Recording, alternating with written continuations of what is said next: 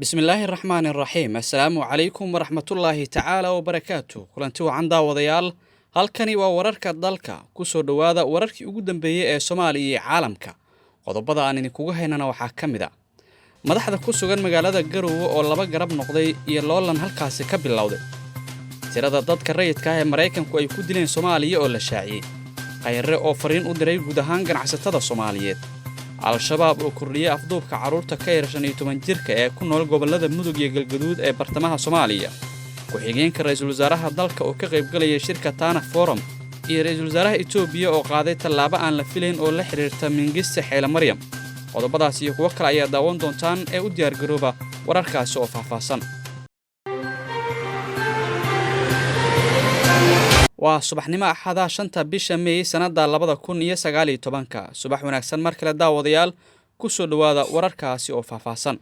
madaxda ku sugan magaalada Garowe ayaa lagu soo waramayaa inay laba garab noqdeen iyadoo halkaasina loolan xoogan uu ka bilowday wararka naga soo gaaraya magaalada Garowe caasimadda Puntland ayaa waxay sheegayaan in madaxda ku sugan halkaasi ay u kala jabeen laba garab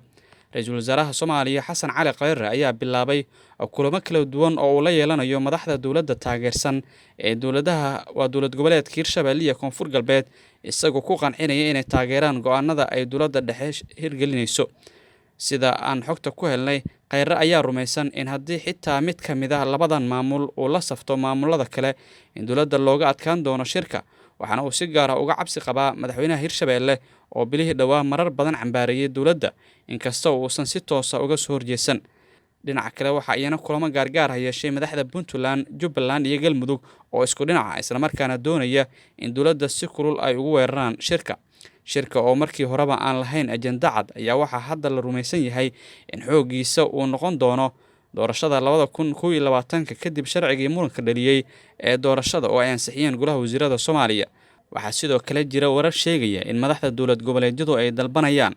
in dawladda ay ka dhex baxdo iyaga iyo beesha caalamka oo si toos ah ay deeqooda u helaan taasi oo dawladdu aysan ogoleen madaxweyne Farmaajo oo halkaasi gaaray ayaa ku hoolan isku soo dhaweynta madaxda ku sugan magaalada Garowe waxaana uu ka cabsi qabaa in haddii shirka uu ku fashilmo uu dhaawac iyo magac xumo siyaasadeed gaarsiin doono dawladda dhexe tirada dadka rayidka ee Mareykanku ay ku dileen Soomaaliya ayaa la shaaciyay waaxda difaaca Mareykanka ee The Pentagon waxay soo saartay qoraal lagu xaqiijinayo tirada dadka rayidka ee howlgallada militari ee Mareykanka sanadkii la soo dhaafay ee 2018 ay ka fuliyeen Soomaaliya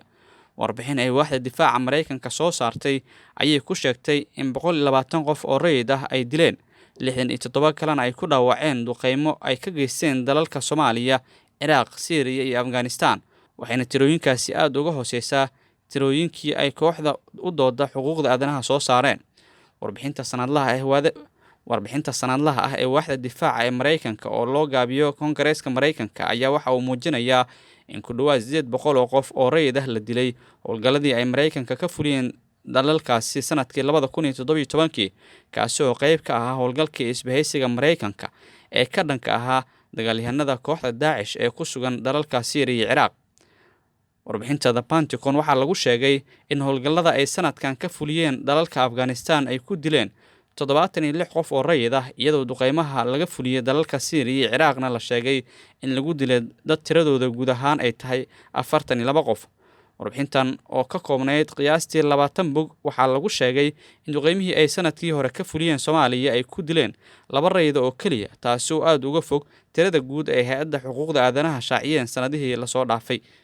hay'adda Amnesty International UK waxay bishii Maaj 20keedii soo bandhigeen warbixin ciwaankeedu ay uga dhigeen The Hidden US War in Somalia oo la micnaha dagaalkii qarsoonaa ee Mareykanka ee gudaha Soomaaliya kaasi oo lagu faahfaahiyay duqeyn ay Mareykanku ku dileen dad rayid ah warbixintaasi waxaa lagu xusay in 14 qof oo rayid ah la dilay halka 8 kalena lagu dhaawacay 5 ka mid ah 100 duqeyn oo ay Mareykanku ka geysteen Soomaaliya tan iyo bishii Maaj ee sanadkii 2017 warbixintan waxaa lagu sheegay in 5 duqeyn ay diyaaradaha droniska Mareykanka ee Reaper iyo kuwa kale ka fuliyeen qaybo ka mid ah gobolka Shabeellaha Hoose waxaana duqeymahaasi u muuqdaan kuwa xadgudub ku ah shuruucda caalamka ee xuquuqda aadanaha iyo in laga yaabo inay yihiin dambiyo dagaal dhinaca kale hay'adda Amnesty International USA waxay soo dhaweeyeen warbixinta ay waaxda gaashaandhigga Mareykanka ka soo saareen khasaarihii dadka rayidka ka soo gaaray howlgalladii ay sanadkii hore ka fuliyeen dalalka ay Soomaaliya ku jirto agaasimaha ammaanka ee xuquuqda aadanaha ee hay-adda Amnesty International USA waxay sheegtay in nasiib xumo ay tahay in warbixinta waaxda difaaca soo saartay ee weli ka hooseyso tirada dadka rayidka ee khasaaraha ka soo gaareen howlgallada ay Mareykanka hogaaminayaan, qaas ahaanna wararka ku aadan khasaaraha soo gaaray rayidka ku nool dalalka Soomaaliya iyo Syria. Waxay ku baaqday in loo baahan yahay in tallaabooyin dheeraad ah loo qaado si loo yareeyo khasaaraha dadka rayidka ah ka soo gaara duqeymaha Mareykanka. Ra'iisul Wasaaraha Xukuumadda Federaalka ah ee Soomaaliya Xasan Cali Khayre ayaa fariin u diray ganacsatada Soomaaliyeed. Ra'iisul Wasaaraha Xukuumadda Federaalka ah ee Soomaaliya ayaa soo xiray shir rugta ganacsiga dalka 2 maalin uga socday magaalada Garowe. Ra'iisul Wasaare Xasan Cali Khayre ayaa munaasabadda xiritaanka shirka ka sheegay in dawladdu si dhow ula shaqeynayso ganacsatada ayna bogaadinayso doorkooda ku aadan horumarinta ganacsiga, dhaqaalaha dalka iyo shaqo abuurka. Waxa uu ra'iisul wasaaruhu kula dardaarmay ganacsatada iyo hoggaanka rugta ganacsigu inay xoojiyaan xiriirka ka dhexeeya si horumar loogu sameeyo ganacsiga gaarka loo leeyahay. Arrimaha ay shirkooda uga hadleen rugta ganacsiga dalka ayaa waxaa ka mid ah suuqgeynta wax soo saarka dalka iyo sidii shirkadaha Soomaaliyeed uga qaybgeli lahaayeen carwooyinka iyo bandhigyada lagu qabto suuqyada heer gobol iyo heer caalami. Al-shabaabna waxay korriyeen afduubka carruurta ka yar 15 sano ee ku nool gobolka Mudug iyo sidoo kale gobolka Galgaduud ee bartamaha Soomaaliya.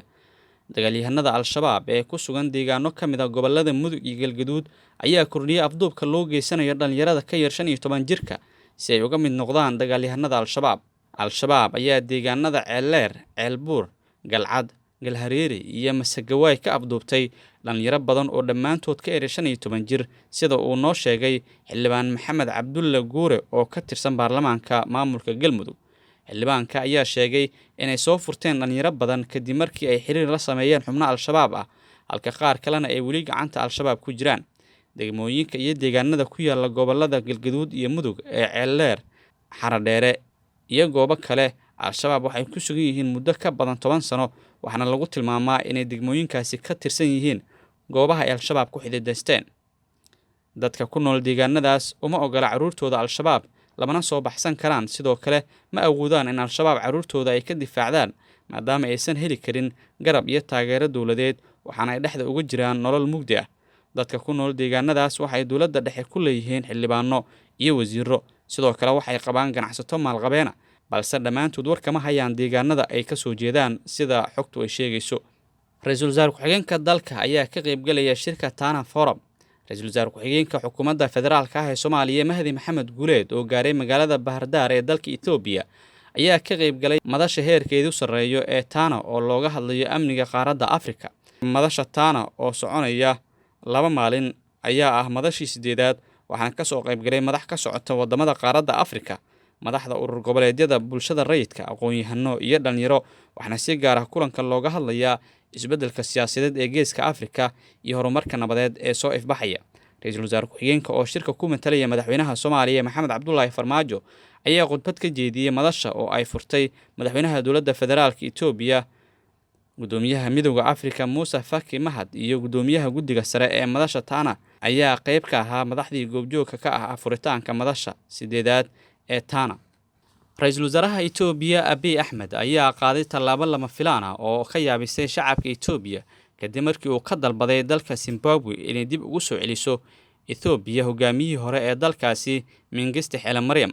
Mengistu Haile Mariam ayaa u baxsaday dalka Zimbabwe sanadkii 1991 markii uu burburay taliskiisii, waxaana uu Zimbabwe ku nool yahay ilaa iyo hadda. Abiy Ahmed oo ka hadlayay munaasabadda xurriyadda hadalka ee 3 May ayaa ka dalbaday dowladda Zimbabwe inay ku wareejiso hogaamiyaha hore.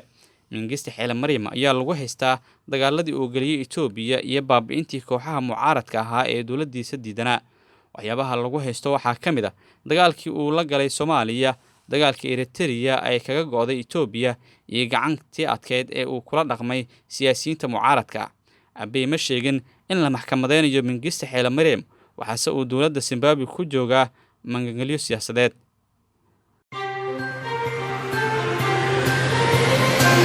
guud ahaan daawadayaal saaxiibayaal intaas ayaan kusoo gabagabeynayaa wararkii ugu dambeeyay ee Soomaaliya iyo caalamka oo aad kala socoteen wararka dalka. inta warkan kiisi xiga aan ku kulmi doono dhamaanteen waxaan idinkaga tegaynaa sidaasi nabadgelyo. Assalaamu calaykum waraxmatullaahi tacaala wabarakaatuh.